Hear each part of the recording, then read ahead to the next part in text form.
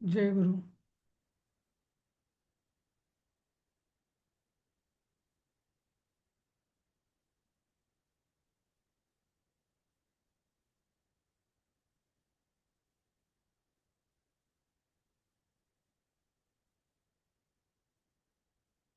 जय गुरु. जय गुरु.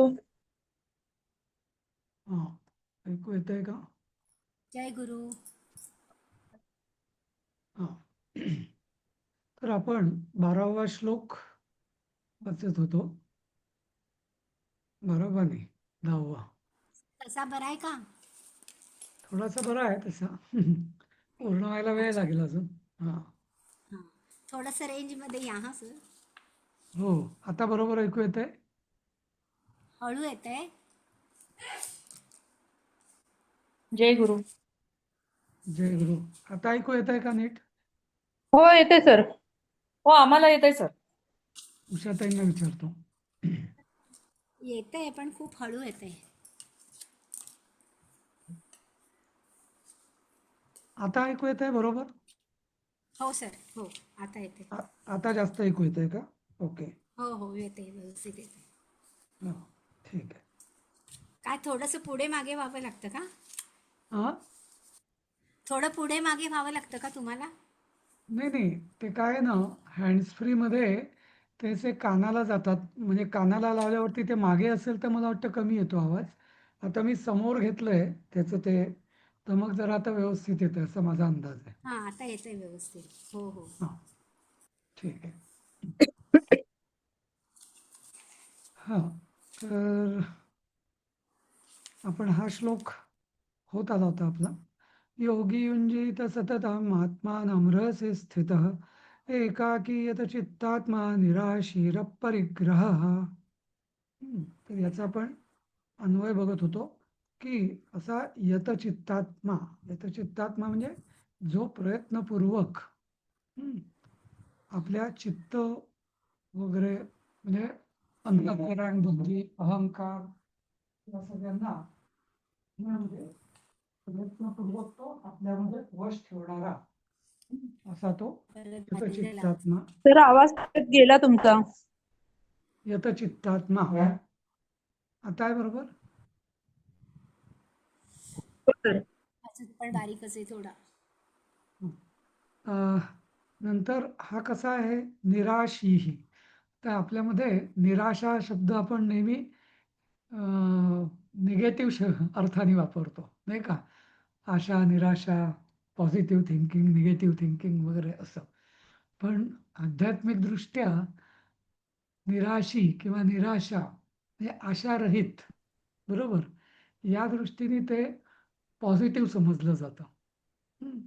कारण सगळ्यात आशा हाच सगळ्यात मोठा म्हणजे संकट आहे आपलं किंवा अडचण आहे नाही का असं.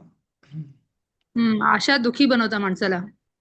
आशा दुःखी बनवतं, बरोबर. तर असं म्हटलेलं आहे, मी तुम्हाला मागे संस्कृत वर्गात एक ते सुभाषित शेअर केलं होतं बघा. आशा नाम कश्चिद आश्चर्य शृंखला. म्हणजे आशा नावाची एक आश्चर्य शृंखला आहे. शृंखला म्हणजे साखळी. हां, साखळदंड. कशी? जर या आशा नामक शृंखलेने जो बद्ध होतो, ज्याला बांधलं जातं, तो धावत सुटतो. हं, सारखा मागे कशाच्या तरी मागे पळत असतो.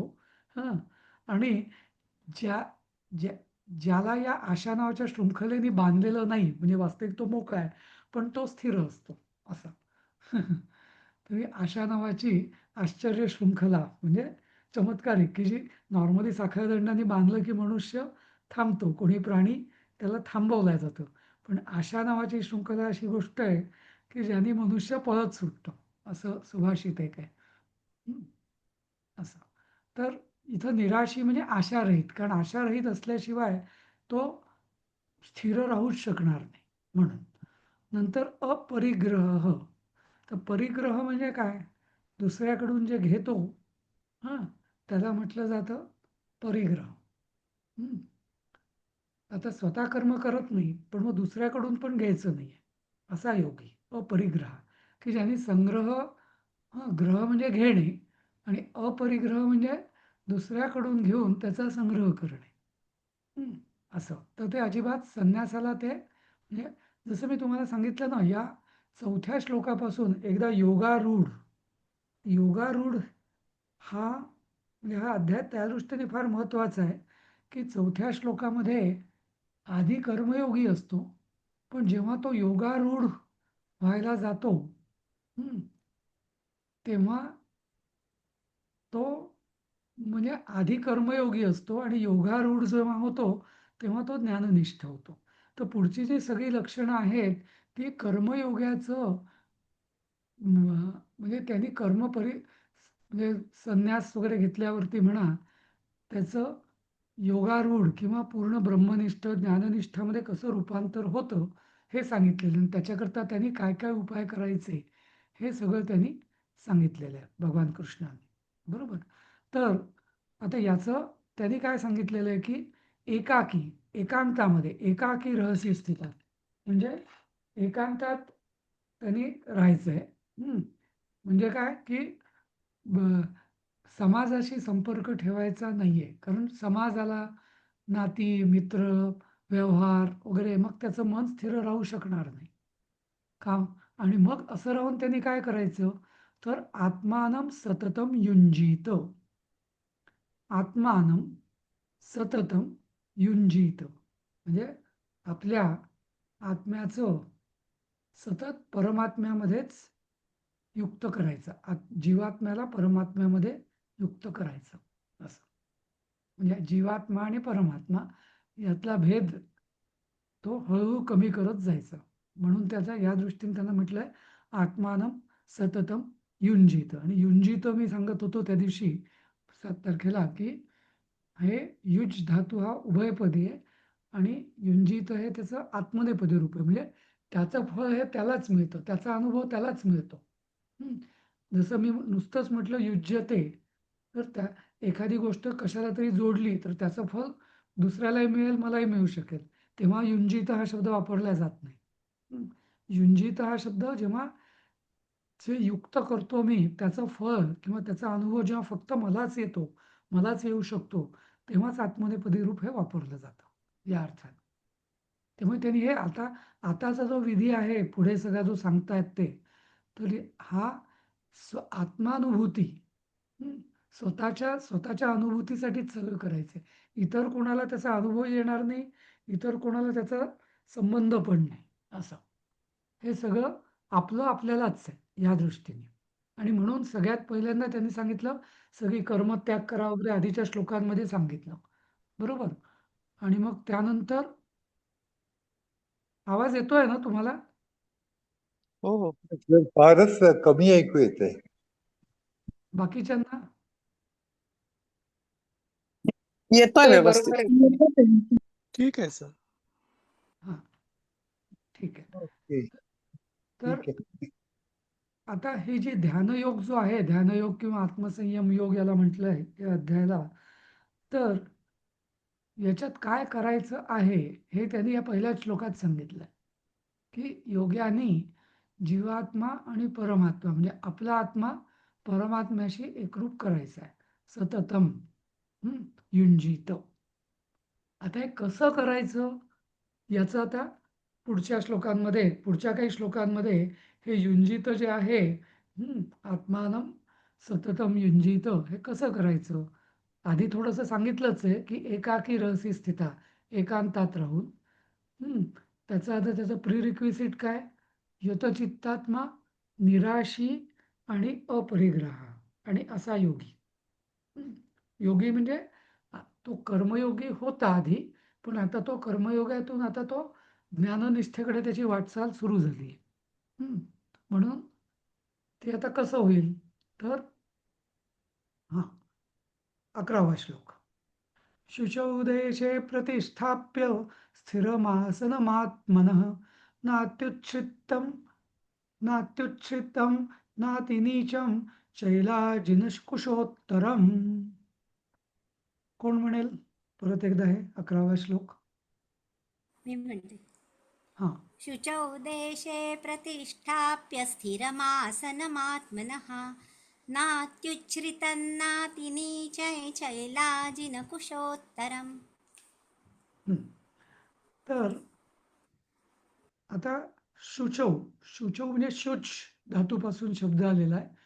शुद्ध. हं, हं. देशे देशे म्हणजे आपल्या संस्कृतमध्ये देश म्हणजे भूमी, प्रदेश. प्रदेश म्हणजे मोठा प्रदेश. दे देश म्हणजे भूमी, एरिया. हं. आता काहीतरी हलतं काय इथं? हं. तर नंतर आहे चैलाजिन कुशोत्तरम. हं. आता चैल, अजिन आणि कुश उत्तरम. आता कसं, तर सगळ्यात आधी कुश, कुश म्हणजे दर्भ, त्याच्यावरती अजिन, अजिन म्हणजे मृगाजिन ज्याला आपण म्हणतो ते, आणि चैल म्हणजे मऊ आणि पातळ असं वस्त्र, त्याला म्हणतात चैल. तर अशी 3 आसनं घ्यायची. सगळ्यात खाली कुशासन, हं. नंतर मृगाजिन आणि त्याच्यावरती पातळसं वस्त्र असं घ्यायचं. हे का बरं? कारण खालचे जे दगड-धोंडे वगैरे असतात जमिनीतले, किंवा कधी-कधी जमीन ओली होऊ शकते वगैरे, तर त्यांनी आपल्याला क्षोभ होऊ नये, आपलं चित्त विचलित होऊ नये म्हणून. हं. कुश, मृगाजिन आणि वस्त्र. नुसतं वस्त्राचं किंवा कॉटनचं, कापसाचं जर हे असेल, हां, सुती वस्त्र असेल, तर ते खाली ओलं होऊ शकतं. हं. किंवा असं म्हणून ज्याला आपण इन्सुलेटिंग म्हणतो ना, तसं इन्सुलेशन आहे इथं, की सगळ्यात खाली दर्भ, हां, नंतर मृगाजिन. मृगाजिनाने काय होतं, की जसं कुठलंही कातडं जे असतं, ते उष्णता आपली आपली उष्णता खाली जात नाही, खालची उष्णता वरती येत नाही. त्यामुळे हीट इन्सुलेशन, हां, असं होतं. आणि त्याच्यानंतर एक मृदूपणा येण्यासाठी म्हणून चैल, चैल म्हणजे पातळ असं वस्त्र. तशी 3 आसनं घातलेलं आहेत. हं. न अत्युच्छ्रितम म्हणजे आता हे जे आसन आहे, हे खूप उंच पण नसावं, हं, आणि खूप खाली पण नसावं. हं. अशा या आसनावर आत्मनः आसनं स्थिरं प्रतिष्ठाप्य. हं. म्हणजे स्वतःला अशा आसनावर स्थिर, प्रतिष्ठित करावं. प्रतिष्ठ म्हणजे पक्कं स्थिर करावं आपल्याला स्वतःला. हं. तर बघा इथं आता हे साधं संस्कृत आहे. शुचौ म्हणजे शुद्ध, प्रदेश, हां, चैला आधी एकांतवास हा सांगितलेलाच आहे, नाही का, आधीच्या श्लोकामध्ये. एकांत जागे, की जिथे कोणाचाही डिस्टर्बन्स नसेल अशा ठिकाणी. हं. आणि तिथं काय करायचं, तर चैलाजिन कुशोत्तर म्हणजे चैल, सगळ्यात वरचं चैल म्हणजे सुती वस्त्र, त्याच्या खाली मृगाजिन आणि त्याच्या खाली कुशाचं आसन असं. हं. आणि ते न अत्युच्छ्रितम म्हणजे खूप वरती नको आणि खूप खाली नको असं. म्हणजे उंच असेल तर ते त्यातनं तिथनं पडू शकू, नाही का?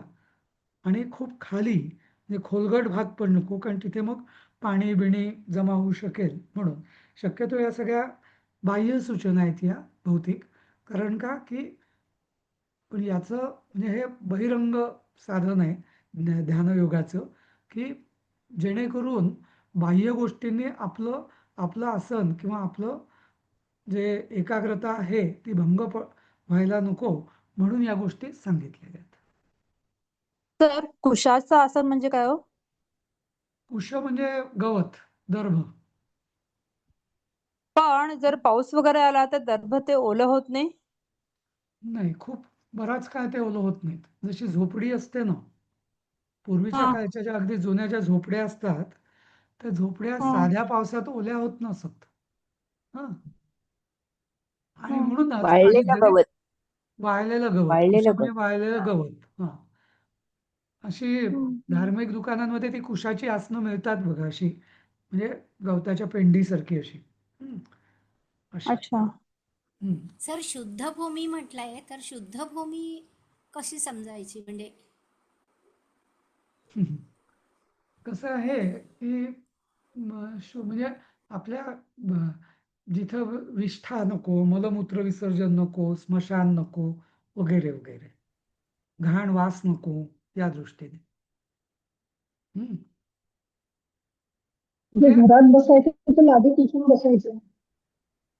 केर काढून लादी पुसून घरात बसायचं. ऍक्च्युली ते बरोबर आहे, नाही पण घरात पण नाही. पण एक सांगतो की हा सगळा जो विधी आहे ना, हा गृहस्थांकरता नाहीच आहे. हम्म.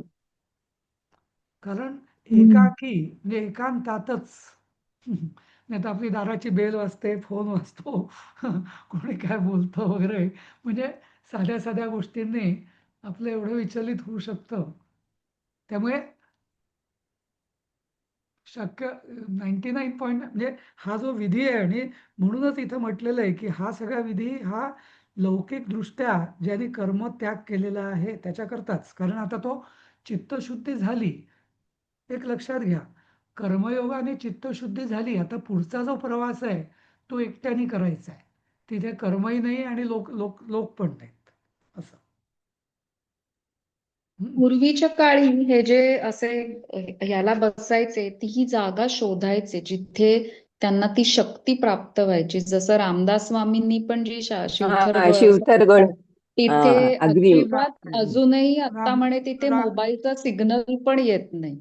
तर अशा जागा शोधून मग ते तिथे समाधीला किंवा या अगदी बरोबर. इवन त्यांच्या तु तु ह्याला बसायचे. तुकोबांचं उदाहरण आहे ना, ते त्या हम्म भंडाऱ्याच्या डोंगरावर जाऊनच त्यांनी सगळं केलेलं आहे. घरी, हम्म कारण घरी त्यांना शांतता मिळत नसे किंवा काय, पण सगळी त्यांची उपासना जी आहे, तो काय अनुभव सगळे आले ते त्यांना त्या डोंगरावर आलेले आहेत असं. हम्म. भंडार हा. आणि मग तर काही आता हा एक पार्ट झाला की ते असं करतात, पण आपल्याकडे एक अजून एक कन्सेप्ट आहे ना सर, ब्रह्ममुहूर्त, की सकाळी 3:30 वाजता पण लोक ब्राह्ममुहूर्त, म्हणजे ब्राह्ममुहूर्त. याला मेडिटेशन, ब्राह्ममुहूर्त, तर मेडिटेशनला वगैरे बसतात. तर तुम्ही आता जे म्हणालात ना की बाकी वेळेला खूप डिस्टर्बन्स असतो, हे होतं ते होतं, तर मला वाटतं तो कदाचित त्याच्या मागे असेल की 3:30 ला काय कोणी तुम्हाला तेवढं डिस्टर्ब करणार नाही, तेव्हा तुम्ही शांतपणे थोडा वेळ तरी अग- मेडिटेशन करू शकता. अगदी अगदी. पण नाही, ते बरोबरच आहे. पण जसं मी पुन्हा सांगतो की हा जो पूर्ण प्रवास जो आहे आता पुढे सगळा जो येतोय, म्हणजे रादर 4थ्या श्लोकापासून पुढे, हा, ही सगळी जी वर्णन आहे हे कर्मयोगाची नाही आहेत. तर ही सगळी कर्मयोगाचं योगारूढामध्ये कसं रूपांतर होतंय ज्ञाननिष्ठामध्ये, त्याचा हा प्रवास आहे. आणि त्याच्याकरता आवश्यक जे आहे तो कर्मसन्यास. कारण या अर्ध्या गोष्टी गृहस्थाश्रमाला जमणार अशक्य आहे. अर्ध्या काय जवळपास सगळ्याच असं. तर हं? आपल्याला कसं आणि कधी कळणार की आता हे सगळं सोडायचंय?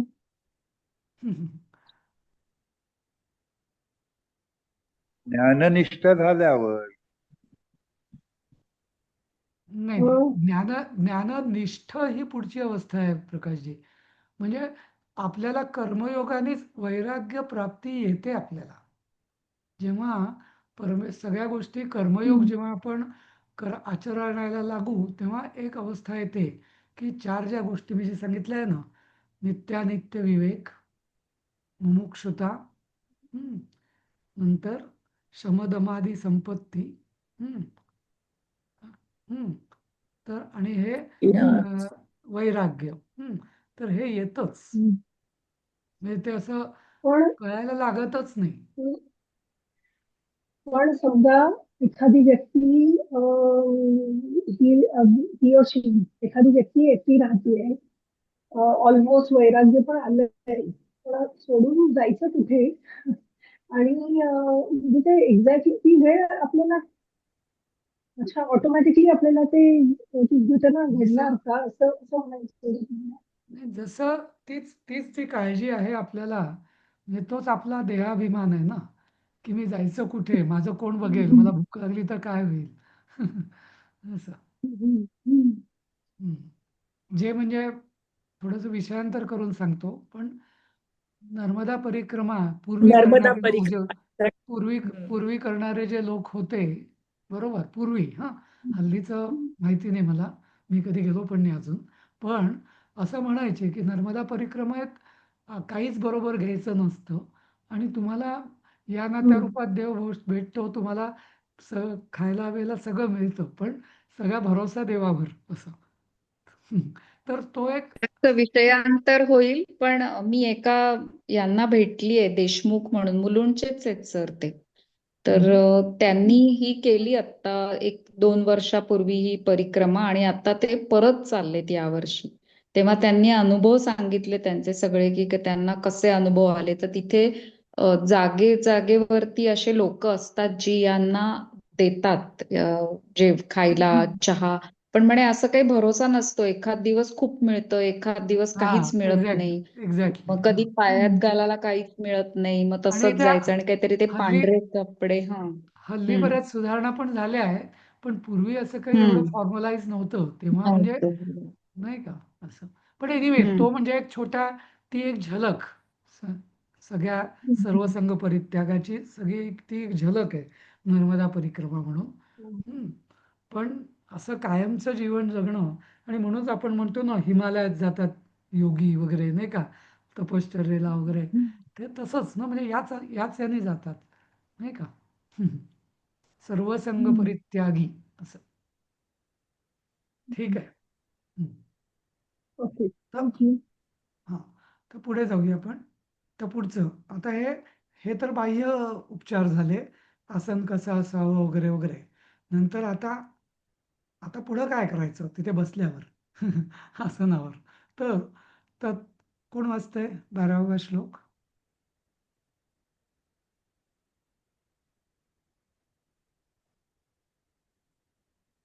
ठीक आहे, सर मीच मी वाचतो. वाचू?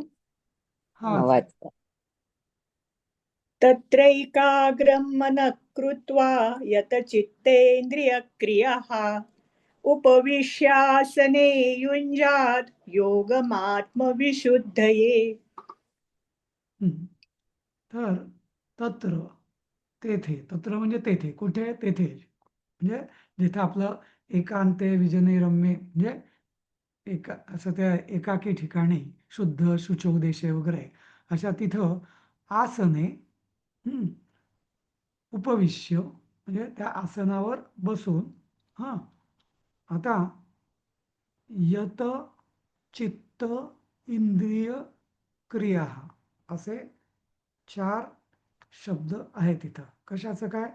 आता चित्त, इंद्रिय आणि क्रिया, म्हणजे काही क्रिया हे आपल्या मानसिक असतात, बरोबर? चित्ताच्या असतात, आणि काही क्रिया या इंद्रियांच्या असतात. हं. चित्ताच्या क्रिया कुठल्या? मन चंचल, मन भरकटणे, हा विचार, तो विचार, ही काळजी, ती काळजी, हां, याचा आनंद वगैरे, आठवणी, हां, सगळ्या स्मृती जुन्या, भविष्यकाळात काय होईल वगैरे ते. नंतर त्या सगळ्या मानसिक क्रिया चित्ताच्या. इंद्रिय क्रिया कुठल्या? हात हलवणे, हं, मांडी बदलणे, खाजवायला होणे वगैरे वगैरे सगळ्या गोष्टी.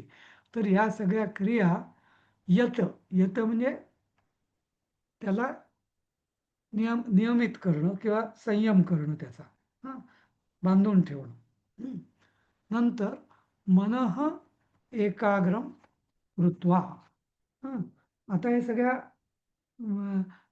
यांना यत करून नंतर आता चित्ताला नियंत्रित तर केलं, मग मनः एकाग्रम कृत्वा, म्हणजे मन आपलं एकाग्र करून, एक अग्र, हां, 1 मिनिट हं. 5 मिनिटांनी, 15-20 मिनिटांनी करतो सिद्धार्थ. हां, तर हे सगळं झालं आता, म्हणजे स्वस्थ बसलो, स्थिर सुखम आसनम वगैरे सगळं करून, हां, आता मनः एकाग्रम कृत्वा, मन एकाग्र करून आत्मविशुद्धये योगम युञ्जात. हं. आता हे सगळ्यात महत्वाचं आहे. कशा करता मन एकाग्र करायचं? कशा करता? आत्मविशुद्धये, हं, म्हणजे आत्म्याच्या विशुद्धीसाठी योगम युञ्जात. आता योगम युञ्जात हा थोडा गमतीशीर शब्द आहे. नुसतं युंज्यात म्हटलं असतं तरी चाललं असतं. पण इथं योगम युंज्यात म्हणजे तो जो योग आहे, कुठला योग? जीवात्मा आणि परमात्म्याचा, त्या योगाचा सतत इथं युंज्यातचा अर्थ त्यामुळे होतो अभ्यास करायचा. तो सतत करायचा. आता इथं एक लक्षात घ्या हं, की इथं कुठंही अमुक एक विशिष्ट देवता सांगितलेली नाहीये. हं. राम, कृष्ण, गुरु काही नाही. हं. कुठला मंत्र सांगितलेला नाहीये. हं. तर हा सगळा जो अभ्यास आहे, हा त्यामुळे उपासना मार्ग नाहीये हा. उपासनेमध्ये एक देवता असते, एक भक्त असतो आणि भक्त हा देवतेच्या कृपेसाठी तिचं सतत ध्यान, जप, चिंतन, स्मरण करत असतो. इथं हे फार ॲब्स्ट्रॅक्ट लेव्हलचं आहे. हं. म्हणजे किती कठीण असेल बघा. हां, की म्हणजे सगळं इमॅजिन करणंही खूप कठीण आहे, की आपला जो आहे तो आत्मा, हा सभोवताली सगळा जो आहे सर्वव्यापी जो आहे तो परमात्मा आणि जीवात्मा म्हणजे आपला जो आत्मा, तोही आपल्याला धड माहिती नाही आपला आत्मा म्हणजे काय. हां, तर तो आत्मा आणि हा सगळा सर्वव्यापी परमात्मा, परब्रह्म हा यांना एक करायचं आहे. ती फक्त भावना करायची आहे एकीकरणाची. जरा करून बघा 1 मिनिट. मग तुम्हाला कळेल, की काय नक्की काय करायचं. पण थोडंसं जरी त्या 1 मिनिटापूर्वी 2 सेकंद जरी करता आलं ना, तरी एवढा छान अनुभव येईल, की काही विचारता सोय नाही. नाही का? सर आधी अंतर्मुख होणंच किती कठीण होतं. मनात हजारो विचार येतात. नाही, नाही. ते अंतर्मुख होता बरोबरच. होताच नाही, नाही. अगदी, अगदी बरोबर. अगदी बरोबर. पण तुम्ही फक्त हा विचार करा, जसं मी म्हटलं ना, हे आपण एका जागी मांडी घातलेली आसन वगैरे काही नाही आहे. कशातरी आपण खुर्चीवर कोणी पाय पसरून बसलं असेल वगैरे, वगैरे कसंही म्हणजे ते ठीक आहे. पण तरी जीवात्मा म्हणजे आपण आणि परमात्मा हा एकच आहे. मी वेगळा नाही. असं फक्त भावना करा आणि 1-2 सेकंदापेक्षा जास्त आपण करूच शकत नाही. पण तो जो अनुभव आहे त्या 1-2 सेकंदाचा तो सुद्धा केवढा उत्तुंग येत असतो याची कल्पना येईल. तरी पण सोपं नाही सर. 2 सेकंद सुद्धा राहणं अवघड आहे ते. आहे. नाही, नाही. पण म्हणजे 2 सेकंद म्हणजे मी ॲक्चुअली मला क्षण 2 क्षण म्हणायला पाहिजे. पण तो अनुभव सुद्धा तो क्षणाचा अनुभव सुद्धा फार वेगळा असतो. नाही का? आणि ते कसं तेवढ्या त्या क्षणामध्येच भीती वाटायला लागते आपल्याला. आपण जिवंत आहोत की नाही असं वाटतं. अगदी. अगदी. बरोबर. भीती आणि हा म्हणण्यापेक्षा अनुभव मग येण्यासाठी समोरच्या प्राण्यामध्ये पण परमेश्वराला पाहणं हे सुद्धा किती कठीण आहे. समोर एखादा कुत्रा जरी उभा असेल आणि त्याच्यामध्ये तुम्ही म्हणाल की परमेश्वराचा अंश शोधा, तर ते सुद्धा किती कठीण होतं जेव्हा तो असा आक्रमकरित्या आपल्याकडे बघत असतो तेव्हा. बरोबर. मग काय विचार मनात आला तरी घाबरगुंडी उठते. अच्छा, मी थोडंसं विषयांतर करू का? म्हणजे याच्याशीच रिलेटेड आहे, पण विचारू का एक प्रश्न छोटासा? हां, बोला. अ, हे जे शांभवी वगैरे करतात, तर त्याच्यात आय थिंक त्यांना हे असंच काहीतरी फिलिंग येतं. आय डोंट नो एक्झॅक्टली नाही ते आता कशी आता आता क्रिया आहे. आता हे कसं आहे माहिती आहे का? सांगतो. तर हा जो मार्ग आहे, हं, हे जे सांगितलेलं आहे ना, हे काही गीतेमध्ये असं काही हं, युनिक नाहीये. गीते कुठल्याही हं, हं, मंत्रोपासना, जप, उपासना, हां, क्रियायोग हं, वगैरे, वगैरे सगळे जे म्हणतात त्यात हं, सगळ्यामध्ये हे सांगितलेलंच आहे. त्यामुळे इथे गीतेत काही हं, युनिक आहे हं, असं काही नाही. हे जनरल आहे, नाही का? हं, हं, कुठल्याही इव्हन पूजा अर्चेमध्ये पण हेच सांगितलेलं असतं. प्राणायाम सुरुवातीला का करायचा? प्राणायाम म्हणजे प्राणाचं नियमन हं, करायचंय हं, तेच, नाही का? असं. त्यामुळे हं, हे काही फार युनिक हं. असं नाहीये गीतेतलं. हे कुठल्याही आपल्या धार्मिक, आध्यात्मिक या गीतेतूनच पद्धतींमध्ये सगळ्यांनी घेतलं असावं. नाही, नाही असं काही नाही. म्हणजे गीता तर बरीच अलीकडची आहे तसं म्हटलं तर. हां. पण अच्छा. जे चांगलं आहे ते चांगलंच आहे ना. म्हणजे ते की गीतेत आहे म्हणून हो, चांगलं असं बरोबर आहे. नाही आणि आधी होतं म्हणून वाईट आहे असं पण नाही. जे आहे ते म्हणजे शाश्वत आहे ते असं थोडक्यात. हं. हं. पण ठीक आहे. मग ते त्याच्यासाठीच करतात का? असा माझा प्रश्न हा आहे, की ते एकरूप होण्यासाठीच ते सगळं करतात का? सी आता या पहिल्या गोष्टी ज्या आहेत याच्या ना, प्रॅक्टिसेस पहिल्या पहिल्या काही जनरल गोष्टी आहेत ना, आसन, एकांत, शुद्ध जागा, हां, असं राहायचं उभं, तसं राहायचं वगैरे पुढे येईल ते. हां, मन, हां. पण त्याचा इथे जर गीतेमध्ये युनिक काय आहे? मना एकाग्रम कृत्वा या सगळ्याचं गीतेचं युनिक काय आहे? आत्मविशुद्धये योगम कुर्यात् युञ्ज्यात्. हं, हा युनिक आहे गीतेमधला भाग. हां, बाकी सगळ्या बाह्य क्रिया झाल्या. पण आत्मविशुद्धीसाठी योगम युञ्ज्यात्. म्हणजे पर्पज काय? मला काही धन मिळू दे, हे मिळू दे, सत्यनारायण म्हणजे सकाम तर नाहीच. देवतेची कृपा पण नाही. हां, समोर कोणी मोठं म्हणजे शक्तिमान माणूस आहे, की माणूस म्हणजे विभूती असं पण नाही. फक्त जीवात्मा आणि परमात्मा. आणि आणि हे सगळ्याचं योगाचा उद्देश काय? पर्पज काय? आत्मविशुद्धये. सगळ्यात यातला मोठा शब्द, महत्त्वाचा शब्द आहे आत्मविशुद्धये. आत्मविशुद्धीसाठी. बस. हं, असं. आत्मविशुद्धीसाठी सर्वप्रथम बायकांनी म्हणेन मी आधी की दुसऱ्यावर टीका करणं पहिलं थांबवावं. दुसऱ्याला दोष देणं हे पहिलं थांबवलं ना तर हळूहळू हळूहळू होणार प्रगती. हं. ठीक आहे. तर आपण पुढच्या श्लोकात बाकीचं जाऊया. तर हे इथं खूपच सुंदर आहे म्हणजे बाकीचं सगळंच. पण सुरुवात करताना तरी अशी करायला पाहिजे मला वाटतं. अगदी. आपण जसं मागे मी म्हटलं होतं ना तुम्हाला, दुसऱ्या अध्यायात मला वाटतं, की गीता आपण जेव्हा वर्ग सुरू केला, तेव्हा आपण म्हटलं होतं की 3 गोष्टी कुठल्या तरी आपण लिहायच्या आणि त्या एकतर चांगल्या असतील त्या ॲडॉप्ट करायच्या किंवा ज्या त्याज्य असतील त्या सोडायचा प्रयत्न करायचा असं. तर त्याची पुन्हा एकदा तो संकल्प जो आहे त्यात हे येऊ शकतं किंवा असे येऊ शकतात की काय करायचं आणि काय सोडायचं या दृष्टीने, नाही का? असं. ठीक आहे. तर 13वा श्लोक कोण वाचेल? मी वाचू का? हा, वाचा. हा. समङ्काय शिरो ग्रीवन् धारयन्नचलं स्थिरः सम्प्रेक्ष्य नासिकाग्रं स्वं दिशश्चानवलोकयन्. हं. तर हं. हां. जसं मी तुम्हाला, मला वाटतं नाही, वेगळ्या संस्कृतच्या वर्गात मी सांगत होतो, की सर आवाज उत्तरेकडचं. पुन्हा बारीक यायला लागलाय. हां, आता बरोबर आहे? हम्म. हां. तर परवा संस्कृतच्या नवीन बॅच सुरू झाली, त्यांना सांगत होतो, की उच्चारणात कसा भेद आहे. आता यांनी म्हटलं तसं समंकाय शिरो ग्रीवन धारयन नचलं स्थिरा, नचलं स्थिरा. इथे बघा कसं लिहिलंय, समम काय शिरो ग्रीवम, सगळीकडे म केलेला आहे. हां, नासिगाक. हां, तर असं म्हणजे थोडासा उच्चारात फरक पडतो. ते दोन्ही उच्चार बरोबरच आहेत, पण काही जण समं काय शिरो ग्रीवम धारयन्नचलं स्थिरः असं पण म्हणतात. असं.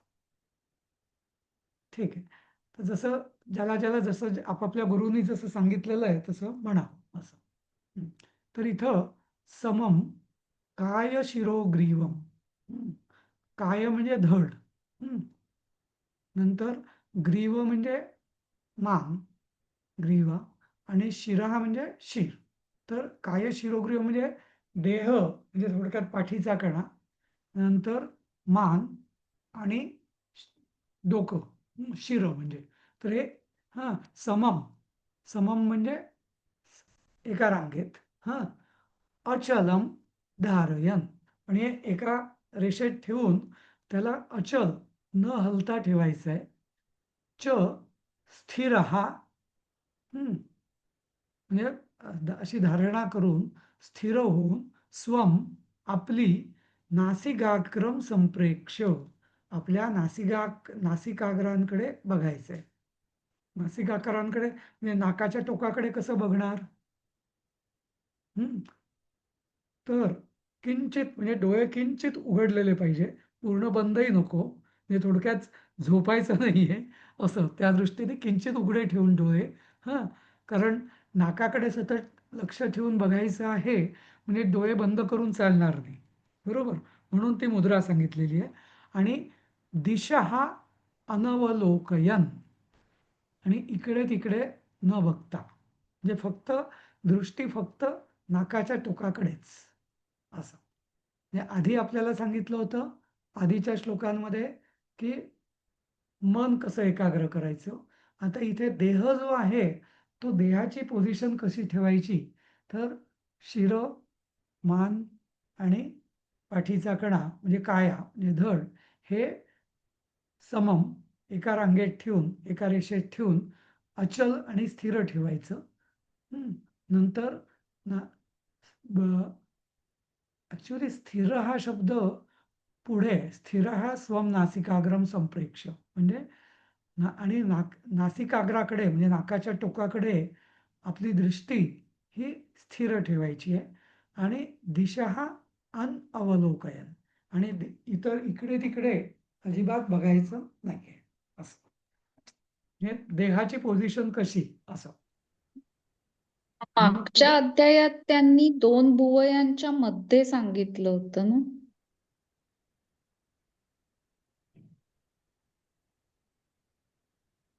मागच्या अध्यायात हॅलो. प्राणमावश्य 2 हा, भुवयांच्या मध्ये प्राण आणून 2 भुवयांच्या ते मध्ये ते 2 प्राण भ्रू. ते प्राण हा ते प्राण, हा ते प्राण आणून, बरोबर.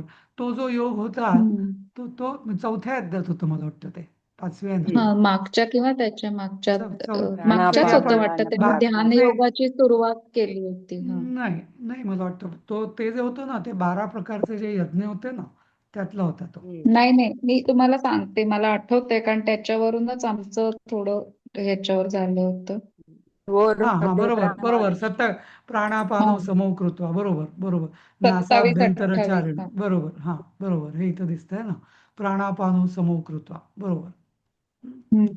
भ्रुवा म्हणजे भुवयांमध्ये, हा पण बाह्यान स्पर्शान कृत्वा बहि बाह्यान चक्षुच एव अंतरे भ्रुवः. हा म्हणजे डोळे जे आहे तर ते नेत्रों की दृष्टि को भ्रुकुटी में के बीच में, म्हणजे पण म्हणजे त्यात ते तिथे ठेवायला सांगितलं होतं. इथं त्यांनी असं सांगितलेलं आहे, म्हणजे भ्रुकुटींमध्ये की नासाग्र असं. बरोबर. हा तर